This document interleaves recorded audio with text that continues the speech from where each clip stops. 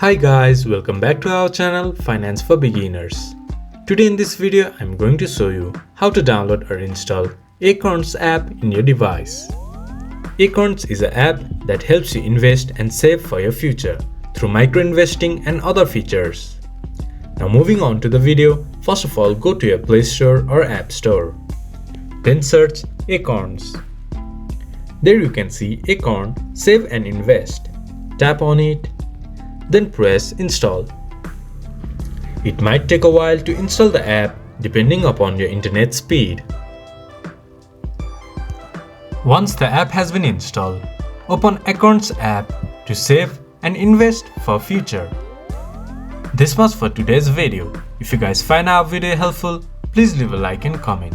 And do not forget to subscribe our channel and hit the bell icon. I'll see you guys again in our next video.